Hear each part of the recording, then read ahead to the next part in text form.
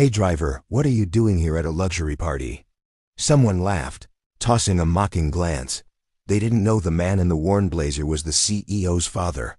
The room froze as Darius walked in, eyes cold, $1 billion off. The table, "You don't insult my blood." The Whitmore estate was a fortress of generational wealth, marble columns, glistening chandeliers, oil portraits staring down from velvet walls, and the air of a place where old money never had to say sorry. On this particular morning, the estate was buzzing. The Whitmores were finalizing the largest tech merger in their history, a $1 billion partnership with Knight Tech, led by Darius Knight, a young black CEO who had built his empire from scratch. Staff scrambled to make everything flawless. Wine glasses were polished twice, the antique cutlery aligned with laser precision. But no one noticed the older man who quietly stepped through the front gates, wearing a neatly pressed, though visibly aged, navy blazer. His shoes, scuffed at the edges, had been carefully shined. He walked with slow confidence, eyes steady, face calm. His hands, rough from years of labor, clutched a small leather-bound notebook. Leonard Knight had arrived. He wasn't used to places like this. But when his son Darius asked, "Dad, will you be there when I sign the deal?" he couldn't say no. Leonard had spent most of his life working 2, sometimes 3 jobs, just to make sure his son never had to feel small in a world that constantly tried to shrink him. And now here he was, in the belly of that very world. As he stepped into the foyer, 2 young men in designer suits glanced his way. "Hey driver, what are you doing here?" One of them called out, half laughing, tossing a set of car keys toward him. Leonard didn't flinch. "I'm not the driver," he said simply, letting the keys fall to the marble floor with a loud clink. There was a long, awkward pause. The young man blinked, muttered something under his breath, and turned away. Moments later, an older woman, part of the Whitmore inner circle, approached him with a tense smile. "I believe the staff area is through the side entrance," she said, quietly, gesturing toward a hallway.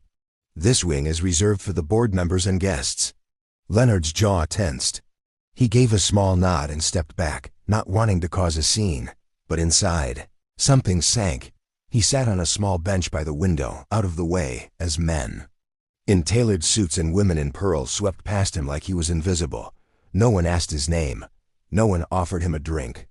Not a single person wondered why a man with eyes that steady and a presence that grounded might be here. But Leonard didn't complain. He just waited, patiently, proudly, because his son was coming, and Darius didn't just belong here, he owned the room. When the black car finally pulled up to the estate, Darius Knight stepped out wearing a charcoal suit that cost more than most people's rent. Cameras clicked. Assistants flanked him.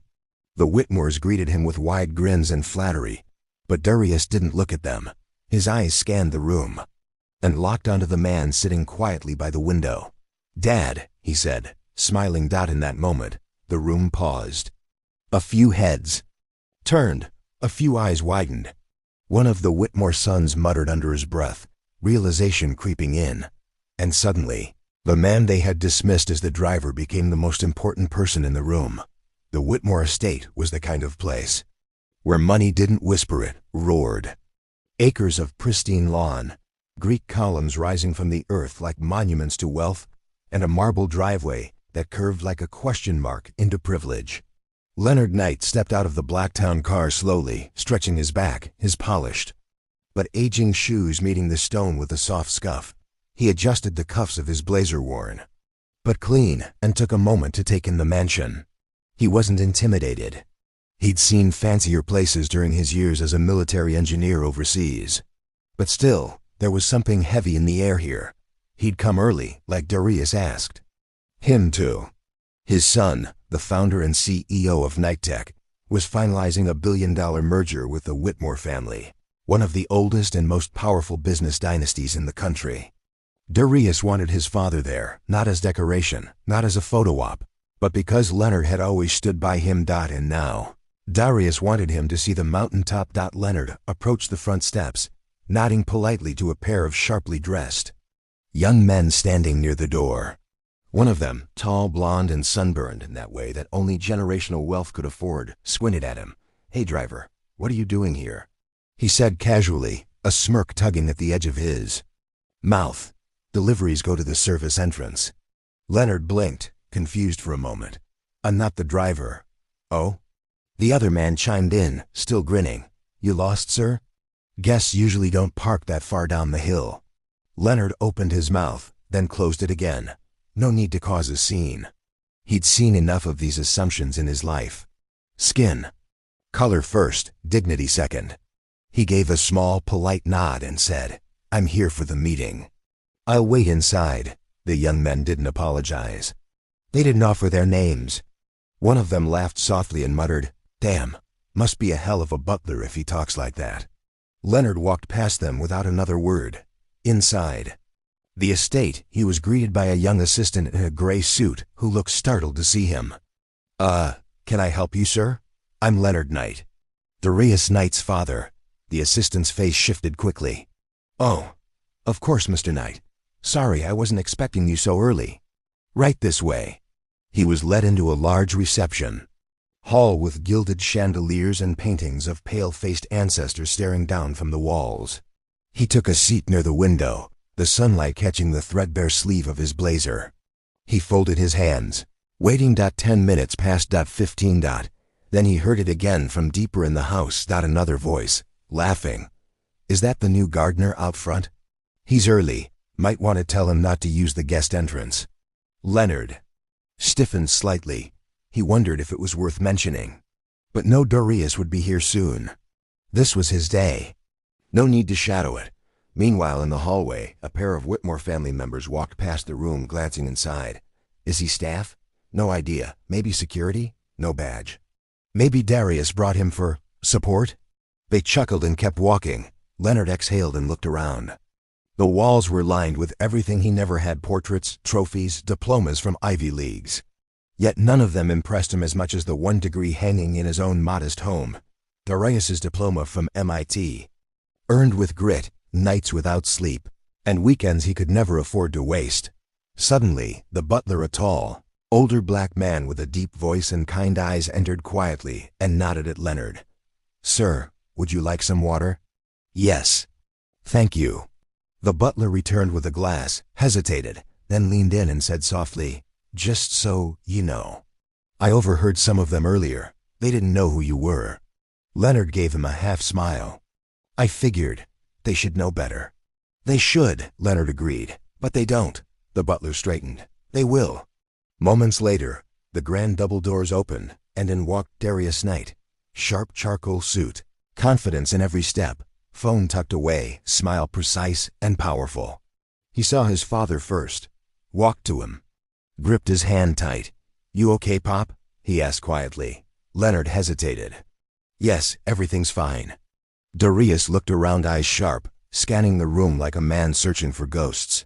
He didn't ask any more questions. He didn't have to, but something in his face changed. His jaw tightened. His smile faded slightly.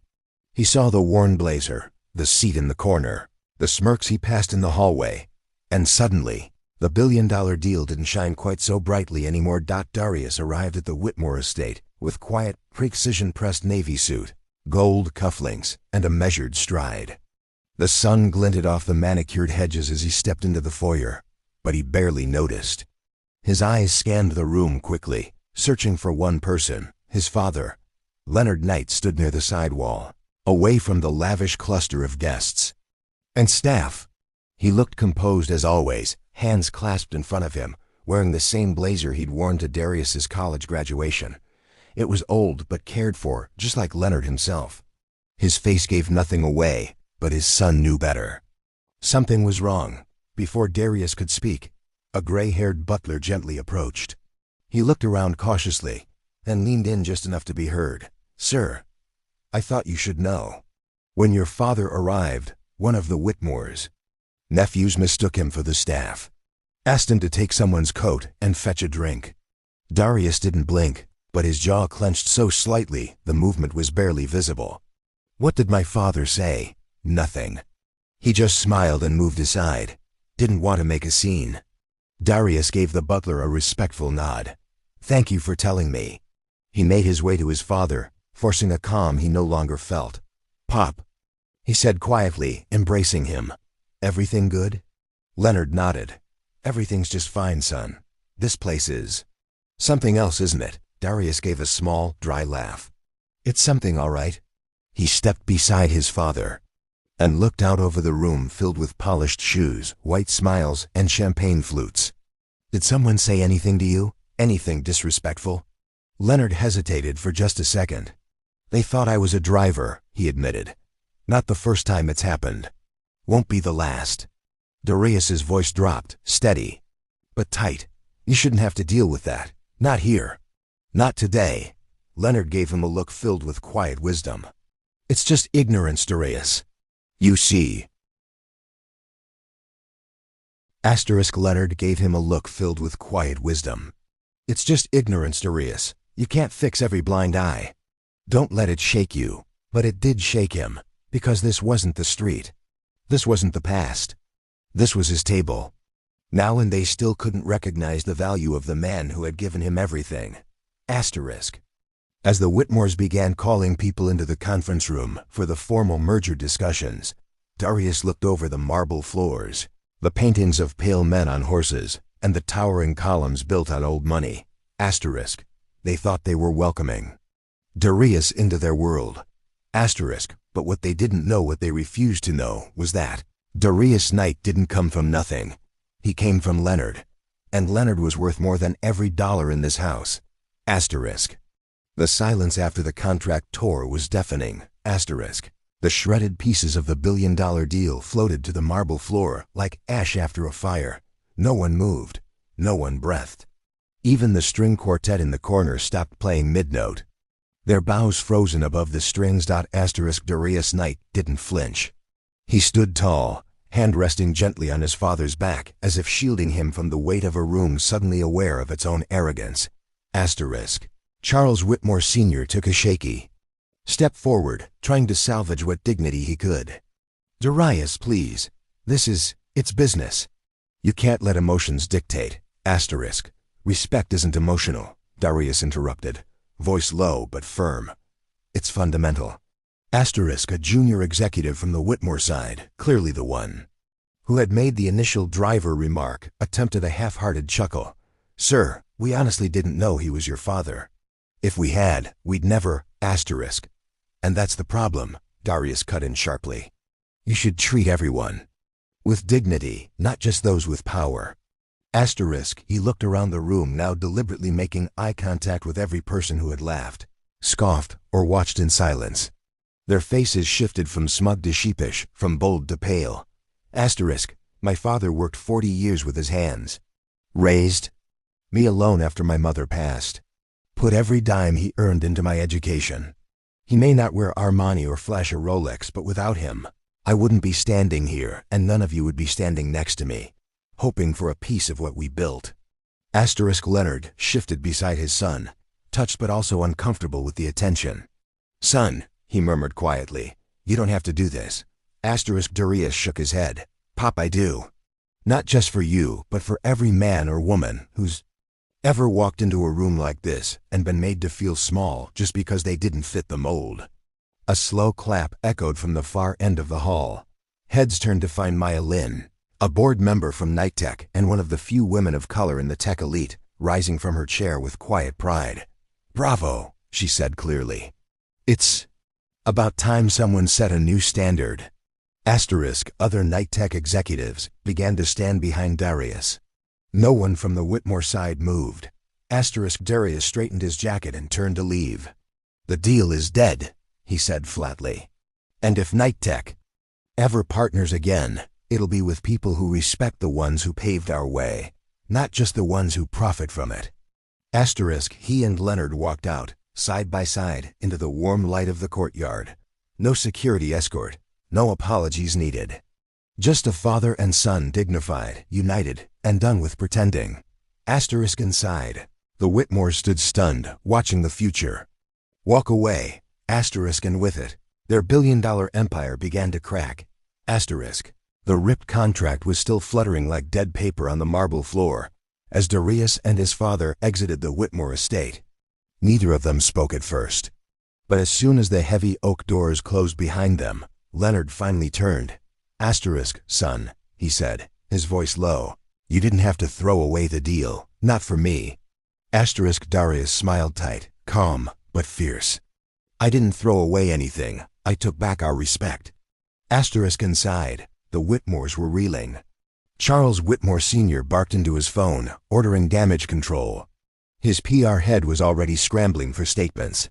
But it was too late. Asterisk. By the next morning, it was everywhere. Asterisk. Greater than black CEO cancels $1 billion deal after father is mistaken for valet at Whitmore estate. Forbes breaking news. Greater than Darius Knight shocks Wall Street.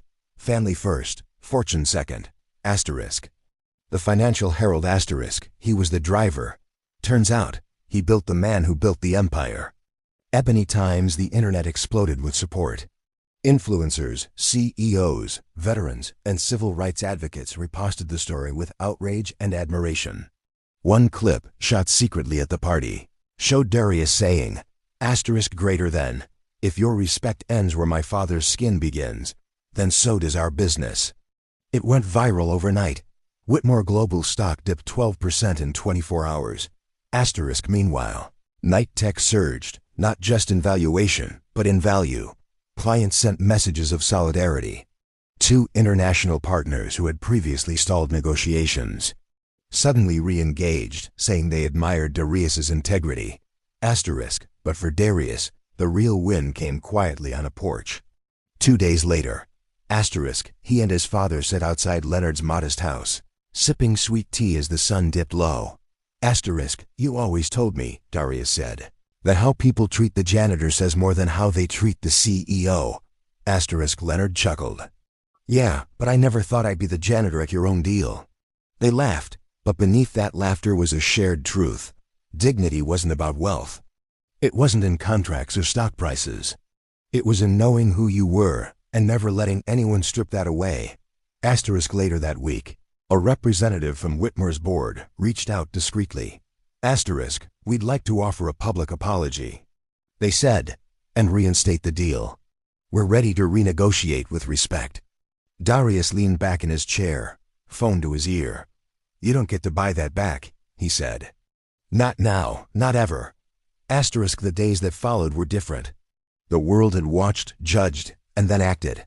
Asterisk. The Whitmores were hemorrhaging clients. Public backlash wasn't just loud, it was targeted. Hashtags like #driver or father and #nightmoves trended globally. The internet remembered, and it refused to let go. Asterisk. But while the Whitmores scrambled to fix a reputation they had shattered with a single insult, Darius Knight kept building. Not with rage, but with intention. Asterisk. He showed up to work early, shook hands with janitors, laughed with interns, and held meetings where everyone had a seat at the table. And people noticed. Asterisk. Knight Tech stock rose another 20%. But that wasn't the real win. The real win came on a Saturday. It was supposed to be a quiet community event, an annual veterans breakfast hosted by the city. Leonard Knight had attended every year since retirement, usually unnoticed. He wore his blazer, the same faded pin. This time, however, something had changed. Asterisk. When he stepped into the hall, the crowd stood. Applause began slowly but swelled into a standing ovation. Asterisk. He froze, confused at first, looking behind him as if the applause must be for someone else. Asterisk. Then he saw the banner. Asterisk. Greater than, honoring Leonard Knight, a father, a veteran, a foundation. His eyes widened, and standing at the front, smiling proudly, was his son. Asterisk. Darius stepped forward, took the mic, and looked out at the crowd. Cameras rolled, reporters scribbled. But he wasn't performing. He was honoring. Asterisk. My father taught me that the loudest power is quiet integrity. That you don't need a title to lead, and you don't need $1 million to raise a king. He turned to Leonard. You taught me to walk into any room and never forget where I came from. But more importantly, to never let that room forget who I am. And when they tried to humiliate you in front of me, I remembered every lesson. Asterisk. Leonard blinked fast, eyes shining. Asterisk. Darius continued. You've always deserved this spotlight. Today, I just made sure you got it." The room erupted in applause again as Darius handed him a plaque, greater than, presented to Leonard Knight for service, strength, and unshakable dignity.